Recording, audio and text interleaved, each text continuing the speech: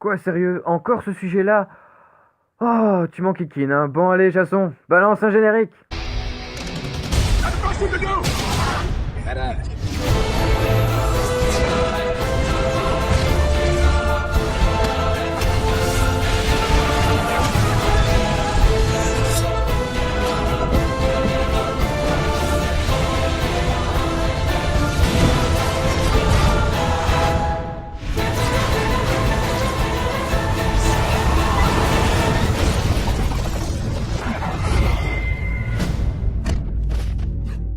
On peut dire que cette guerre ne date pas d'hier. Il faut savoir que les maisons d'édition se font la guerre depuis les années 30, ce qui veut dire que ça le fait bientôt 90 ans que Marvel et DC Comics se font la guerre. Mais cette guerre, qui était quasi inconnue du public, à part pour les fans de comics, s'étend désormais dans le monde entier, avec justement l'arrivée du MCU en 2008 avec Iron Man. Mais j'y reviendrai. Bien sûr, les super-héros au cinéma ne datent pas d'hier. Par exemple, on peut dire qu'à l'époque, DC fonctionnait mieux dans le monde du cinéma. On retient beaucoup plus facilement les vieux Batman de Burton, plutôt que le vieux Iron Man ou encore la vieille série Hulk. C'est pourquoi je vais directement aller dans les années 2000.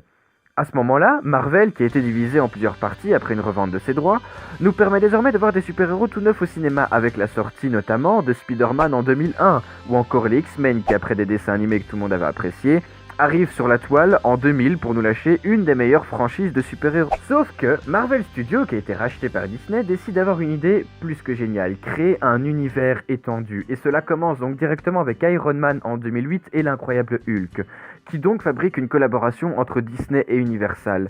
Mais en 2005, Christopher Nolan nous relance la franchise Batman avec Batman Begins, qui sera suivi de The Dark Knight en 2008 et The Dark Knight Rises en 2012, une franchise Batman que beaucoup de gens ont vue et qu'énormément de fans ont apprécié, notamment le deuxième volet pour l'interprétation de Heath Ledger dans le rôle du Joker.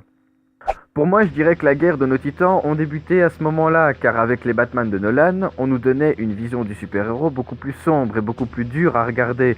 J'aurais plus de facilité à regarder Iron Man avec mes enfants plutôt que The Dark Knight. Et là-dessus, les divisions ont commencé. D'une part, nous avons un super-héros qui souffre, qui voit le monde différemment, un monde dur, rempli de gens vraiment mal intentionnés, voire dérangés, et un monde noir. Tandis que l'autre, nous avons des super-héros hauts en couleur qui n'ont que pour seul but que de battre le méchant, des films faits par Disney pour des gens qui regardent du Disney. C'est là que DC et Marvel ont pris tous les deux un chemin totalement différent. La franchise Marvel au cinéma est une franchise tout public. Un enfant et un adulte peuvent partager ces films-là ensemble. Tandis que DC Comics s'est tourné vers une manière beaucoup plus difficile d'être un super-héros. Il est beaucoup plus dur de regarder un film DC Comics qu'un film Marvel. J'ai beau adorer Marvel, je vais voir un Marvel pour me détendre et pour passer un bon moment, et non pour me prendre la tête. Je vais voir un film DC Comics car chez DC, on ne nous montre pas que des gens aux super pouvoirs là pour protéger la population. Il y a des coulisses, on voit mieux ce qu'il y a derrière, on ressent bien plus de choses. Ensuite, les divisions ont concerné justement ce type de visionnage. Marvel, aussi surnommé le Marvel Comedy Club, a été très critiqué pour son humour, un humour que moi personnellement j'apprécie, mais ce n'est pas forcément le cas de tout le monde. Chez DC, pas de place à l'humour. Ici, c'est très sérieux. Le monde n'accepte pas les super-héros. Ils en ont peur, ils s'en méfient. Je rebondis là-dessus pour justement parler de ça. La vision des super-héros chez DC, les humains voient les super-héros comme des dieux surpuissants, imbattables, avec le risque qu'un jour ils puissent se retourner contre nous. J'arrive bien évidemment au film Man of Steel et Batman v Superman. À la différence de Marvel, on nous a montré dans ces films le côté humain de la chose. Comment les humains les percevaient et comment cela a donné cette guerre entre nos deux protagonistes qui ont tous deux été manipulés par un humain. À la différence de Civil War, malgré le côté que ce soit les humains qui veulent que les super-héros se soumettent, je trouvais que ce n'était pas très bien mis en avant. On voyait que c'était beaucoup une guerre d'ego, surtout pour Tony Stark. Hein ?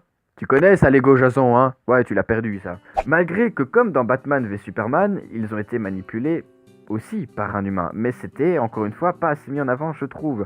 Je ressentais pas la peur du super-héros comme dans Batman v Superman. Je vais arrêter sur ce point-là et j'en démarre un autre. Il y a aussi l'adaptation du comics. Marvel a énormément été détesté pour leurs interprétations, car combien de fois on ne voit pas des critiques, que ce soit sur YouTube ou dans le journal ou ainsi de suite, les critiques descendent Marvel parce que l'histoire ne correspondait pas aux comics qu'ils avaient lus quand ils étaient jeunes.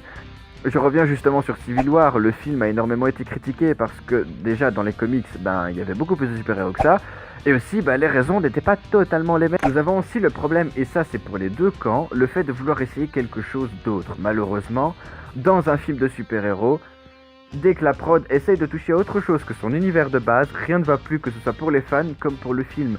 On voit bien que parfois ils ont du mal à gérer le problème des autres genres. Je pense par là notamment à Suicide Squad ou à Justice League chez DC, ou je pense encore à Thor 3 pour Marvel, qui a lâché une dose d'humour qui a dérangé énormément les gens. Moi personnellement ça ne m'a pas déplu, mais il y a beaucoup de gens que ça a dérangé. Je reviens sur DC qui a essayé de toucher à l'humour aussi un petit peu à la Marvel. Et malheureusement, eh bien ça a foiré et il y a une explication à ça. Suicide Squad aurait pu être très bon si déjà il ne l'avait pas beaucoup trop vendu. Je pense que la plupart ont été déçus parce qu'on s'attendait à un truc tellement génial que quand on l'avait devant nous, c'était n'importe quoi. On a aussi le problème de l'argent pour ce film, avec un Will Smith qui a tout fait pour pouvoir produire le film pour être le personnage principal de ce volet, et ça a été un problème pour le film, on ne voyait que lui. Ensuite, pour Justice League, quand vous nous vendez des super-héros sombres avec de réels sentiments et que vous les rendez comiques, ça ne fonctionne plus. Déjà, pour Justice League, il n'y a pas que ça. Il y a un problème. D'accord, il y avait de l'humour malaisant. Un humour bien malaisant. Je veux dire, même Jason, il fait pas ce genre de blague. Ah, Jason, petit con, va. Mais aussi, il y a un autre souci. Eh bien, par exemple, c'était notre Flash. Il y a eu un coup, une division dans le cœur même de DC. Parce que certains préfèrent le Flash de la série à celui du film. Et ça, Marvel, par contre, c'est quelque chose qu'ils ont compris. Ils n'ont jamais fait cette erreur-là. Ils ne prennent pas le même personnage pour en faire une série ou un film. Ils sont tous séparés. S'ils doivent mettre, par exemple, Daredevil sur le grand écran, ils ne vont pas prendre un autre acteur ou un autre personnage. Ils vont reprendre celui de la série. Et ça, Marvel, ils l'ont bien compris. Et d'ailleurs, c'est là qu'on peut dire que Marvel a compris bien plus de choses que DC Comics. Il y a une bonne raison à ça, c'est que, oui, le MCU a aujourd'hui 10 ans, tandis que l'univers étendu de DC n'en a que 5. Donc Marvel a déjà beaucoup plus d'expérience en la matière, et Marvel sait ce qui plaît aux fans. Ils savent comment faire pour amener un plus grand nombre de personnes, tandis que DC a voulu aussi parler à un plus large public, sauf que ça a énormément déçu le public qu'ils avaient déjà à l'heure actuelle. Aussi, Marvel a su nous teaser une histoire sur 10 ans qui n'a fait que nous tenir en haleine. C'est d'ailleurs pour ça qu'une hype aussi intense tourne autour du prochain volet des Avengers. Je parle ici d'Infinity War, qui a d'ailleurs battu le record du nombre de fois où une bande-annonce a été regardée en très peu de temps. À l'époque, on disait beaucoup que les comics Marvel avaient tendance à plagier les héros de DC. Mais actuellement, DC essaie désespérément de faire aussi bien que Marvel, en tout cas au cinéma. Et ça ne fonctionne pas. Pour l'instant, ils sont en train de faire flop sur flop, avec une production catastrophique, entre on vire des réalisateurs, on change de production, on change de scénario, on change encore de Batman, on change ci, on change ça. Si ça continue, Warner Bros va bientôt perdre tous les fans de DC. Tandis que Marvel ne fait que rassembler de plus en plus de monde, alors les fans inconditionnels de DC les défendront toujours, disant que ça reste mieux de travailler avec Marvel qu'avec DC, on n'a pas des super-héros gamins pleurnichards et comiques. Mais en attendant, ça reste eux qui se plantent malgré les grosses critiques que Marvel peut endurer aussi. Je prends par exemple le dernier Spider-Man, Homecoming, qui était sorti l'année passée. Il a été énormément critiqué parce que c'est un film un peu teenage, ils l'ont appelé aussi le High School Musical du Spider-Man parce qu'il garde en mémoire le succès qu'a été le premier Spider-Man de Sam Raimi avec Tobey Maguire.